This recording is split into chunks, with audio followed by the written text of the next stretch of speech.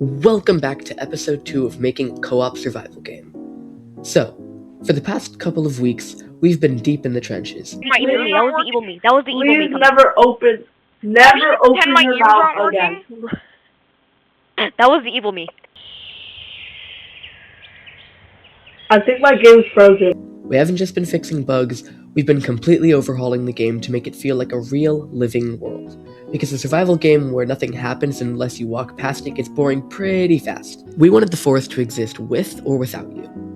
First up, let's talk about the bears. In the last episode, the bears would only attack you if you got too close to them or if you didn't sleep. We hated that, so we completely rewrote their AI. Now the bears have their own survival needs. Just like you, they have health, hunger, and thirst that they constantly have to manage. If a bear gets thirsty, it hunts for water. To make it even crazier, we gave them a territory system. Each bear evaluates the map and tries to claim an area where water and food are plentiful, but other bears are rare. They want their own space, but what happens when two bears try to claim the same riverbank? Well, they fight.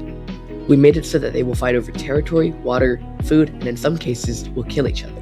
We spent hours just sitting in the editor watching bears handle their own drama across the map without us even interfering. It makes the world feel incredibly dynamic, but it also means you might stumble into the woods just to find a random bear casualty because a turf war happened 10 minutes before you got there. Next, we wanted the atmosphere to match the danger, so we started building a dynamic weather system. It's not perfect yet, there's definitely some bugs where the wind loses its mind, but the core logic is there. Instead of just switching between rain or sunny, the system mixes and matches weather states. If it starts raining, the game calculates a secondary chance for the fog to roll in. This means no 2 days look the same. You might get a crisp, clear, rainy day, and you might get a dark, claustrophobic downpour where you can barely see 5 feet in front of your bike. And the weather isn't just cosmetic, it affects your survival too. If it starts raining heavily, your player's temperature is going to start dropping fast. If you're out in a storm and on your bike for too long without finding shelter or setting up a campfire to dry off, you're going to freeze. This adds a great layer of tension when playing because it means you have to stock up on supplies while you have the opportunity because you will need it. Let's be real, the game was looking a bit too clean for a forest. We wanted to preserve the stylized hand-painted textures similar to games like Life is Strange or Firewatch, but we needed more depth to it. So we used something called a normal map. A normal map tells the renderer how light should reflect off a texture, giving it more depth without the extra computing power normally needed for grass. While we were at it, we tossed out our old placeholder models for things you interact with constantly. Campfires, rocks, and sticks all got complete model overhauls so they look like they belong in a forest instead of just looking like basic primitives. We also added a small but super important quality of life feature.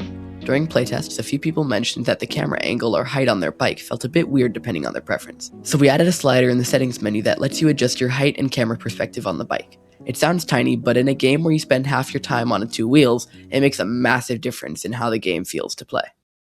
But honestly, the biggest news of the week has nothing to do with the code. We are Steamworks verified. We finally got all the paperwork filled out and officially submitted in our Steam store page for review. It isn't public to the world just yet, but it's actively in Valve's hands right now.